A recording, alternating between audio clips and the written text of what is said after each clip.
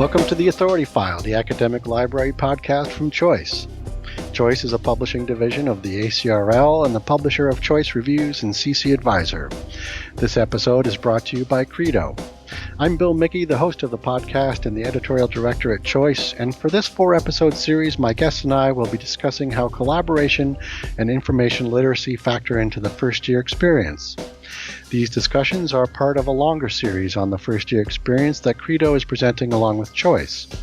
Next month, we'll look at some of the other components that help make a successful first-year experience program. But right now, I'll be joined by Ray Pun, a doctoral student in educational leadership at California State University, Fresno, Lisa Janicki Hinchliffe, professor coordinator for information literacy services and instruction in the University Library at the University of Illinois at Urbana-Champaign, and Laura Cole, director of library services at Bryant University.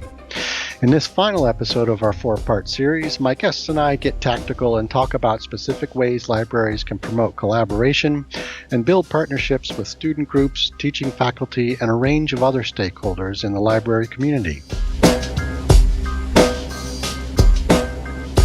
All right, so I'd like to get into a little bit more of a tactical approach to some of the things we can be doing in terms of collaboration. And Ray, I guess to promote collaboration, sometimes you don't have to look any farther than your own library and your own teammates. Tell us some of the ways that librarians can collaborate with each other on particular projects and which interdepartmental matchups can produce innovative approaches. Yeah, that's really a great question because I have been looking for opportunities to always support my colleagues, but also thinking like breaking these silos, right? When I see them, I always think of ways to do it. Of course, in a way that is supportive of our library's mission, value, strategic plans, and things that relate. It's not just like, oh, the spur of the moment, I just want to, collaborate with you. Of course, there's some of that feeling and sentiment as well. So like when I collaborate with folks, for instance, I'm mostly in public service. So that's where information literacy, first year experience, outreach, etc., research services and reference will be located. And I find ways to work with colleagues in special collections. And that's mostly because I have a background in history and I've always been interested in finding ways to engage with those folks with really unique collections. And so one of the things we've done at Fresno State when I was there, looking at Wikipedia edit-a-thons. So these are just really fun programming that's open to folks who want to edit and improve Wikipedia entries. And it's not really a innovative task right now in this time, but it's definitely a unique task to collaborate with different stakeholders, special collections and public service, working together to ensure that we bring in the materials and have students, usually from history and different other departments, coming in and editing Wikipedia entries, utilizing what they see and the resources. So, for example, last year happened to be the 75th anniversary of remembrance of the Executive Order 9066, which was the executive order that President FDR had signed in 1942, designating zones for Japanese Americans to be located. And this would lead to the internment experience.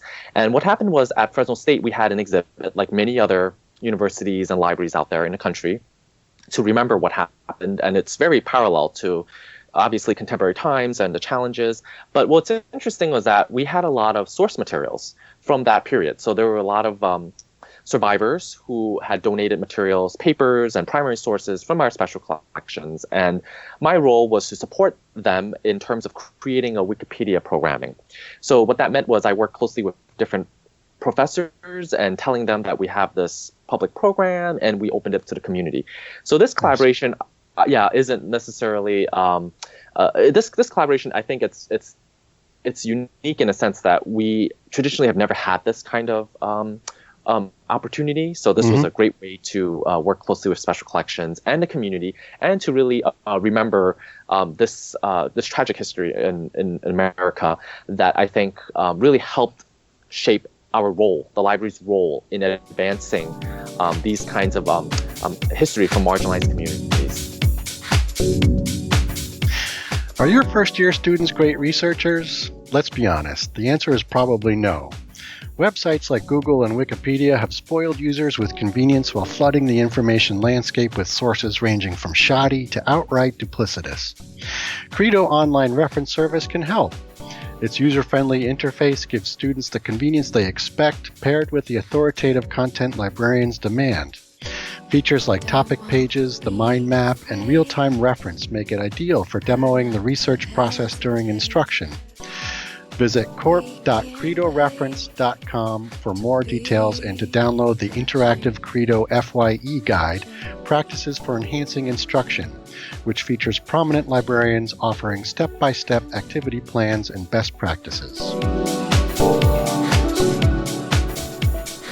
As with students and partnering with students, and Ray, you touched on this a little bit already, but partnerships with teaching faculty obviously can pay big dividends as well. But I think librarians generally encounter faculty who don't or may not recognize the full value libraries can offer. What do you suppose faculty are missing, and where are these perceptions coming from? That is a great question. I think for many of us who are working closely with different student groups, I'll add this first, is that we have to really think ourselves not just quote unquote the authority, but more the enabler. So when I work with different groups of students, for instance, we have a allies for students with visual impairment. This was early on in my first year. I realized that talking to the advisor of that group, she had told me that nobody would ever, from the library, has ever spoken to them, and nobody would know like their sort of challenges, like what are they facing. Right. And of course, we have a services for students with disabilities located in the library, but it's not part of the library. It's a little bit disconnected in terms of organizationally. And so my role was to figure out, well, let me go to the student group and talk to them. And I came up with a lot of open questions. I sent them in advance. And they told me that they wish they had somebody from the library to speak with them from time to time. And the fact that I was able to do that gave them confidence that that they can also reach out to their faculty. I think a lot of them have had challenges, obviously, and they weren't able to advocate for some of their issues directly with the faculty because they're not used to talking to faculty about sharing their concerns and so forth. And then having someone reach out to them set this sort of example for them to reach out to their faculty or other people who may be sort of in authority.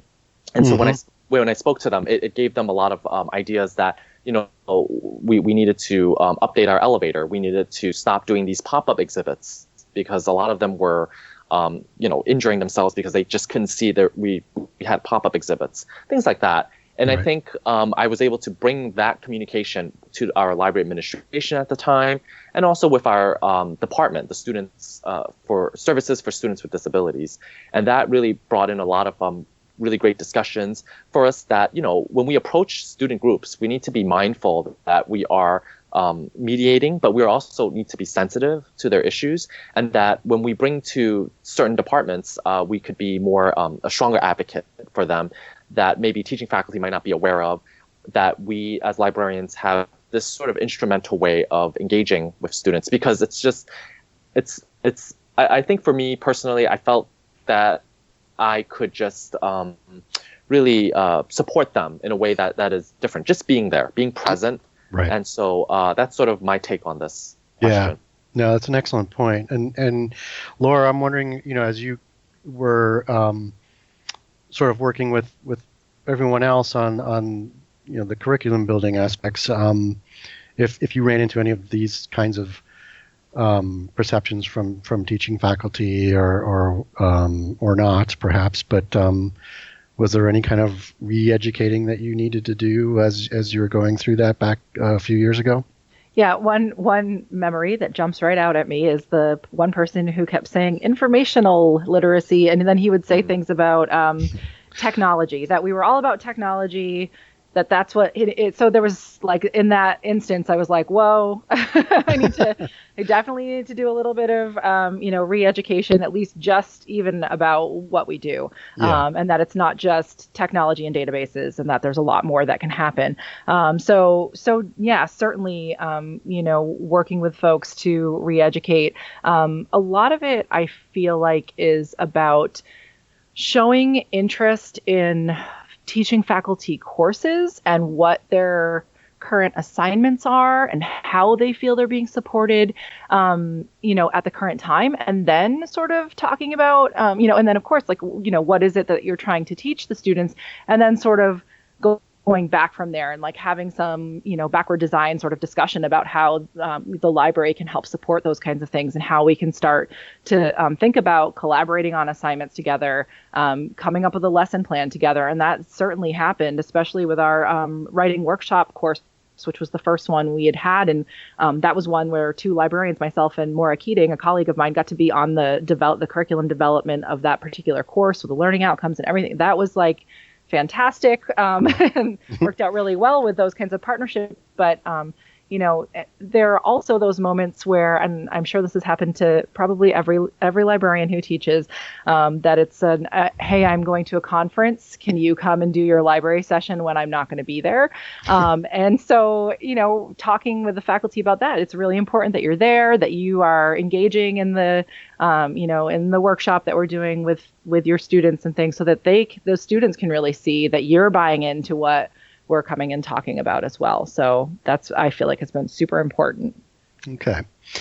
One last question. I'm wondering how we might be able to go even further abroad into the community. What are some of the other collaborative opportunities that exist with organizations or groups that might be off campus? And Lisa, we'll start with you on this one.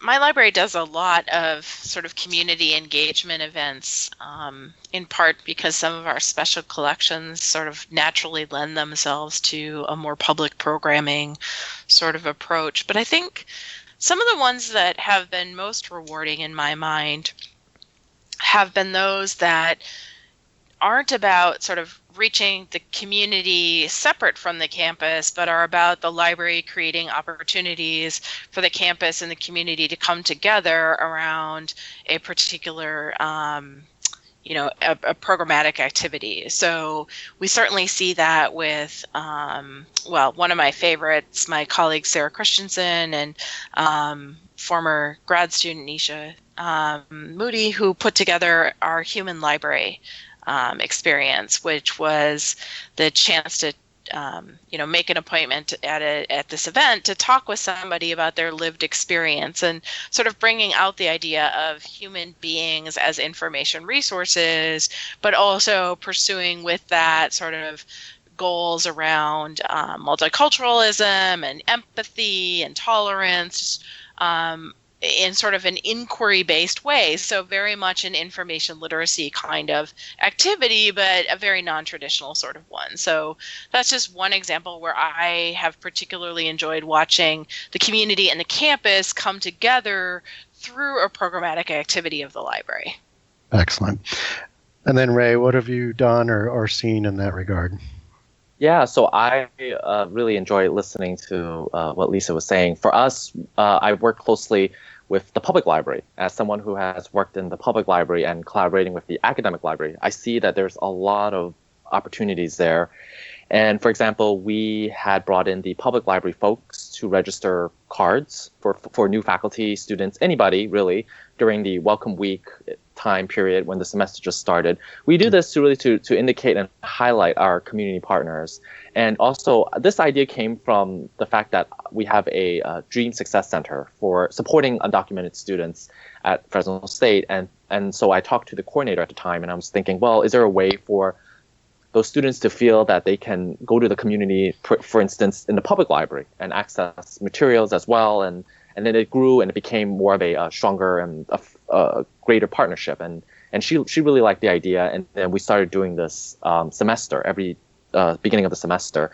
And then from there on, we ended up building closely better relationships by going to their institution in a tour, and then they were coming to us. And we've even done a service learning project where we were funded from our institution to go out to the public libraries, send student technology assistants to teach technology workshops in these separate variety of public libraries to teach how to apply for jobs online, how to apply for healthcare, or how to find more information from the government relating to taxes, etc. And they were all in different languages too, like in Spanish, Hmong, Cambodian. And we had students who I recruited for this project who were embedded from the other courses to go out there. And it was a great way to strengthen our partnership. And today we really have a great partnership going on because of all the community outreach that we've done with the public library.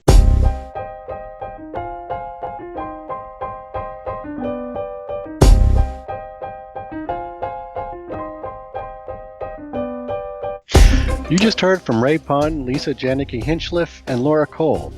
This concludes our series on how collaboration and information literacy factor into the first-year experience. This episode was brought to you by Credo. Find all of the episodes of The Authority File on your favorite podcast app or on our website, choice360.org. Just click on the librarianship drop-down. On choice360.org, you'll also find information on Choice's entire product platform, including Choice Reviews, CC Advisor, Choice Webinars, resources for college libraries, our white papers, and a whole lot more. A great way to keep up with the Authority File is to join the Choice Authority File Facebook group, which you can access via the Choice Reviews Facebook page. As a member of the group, you can give us feedback, suggest podcast participants, chat with other listeners, and submit new topic ideas. That's all for this week. Thanks for joining us.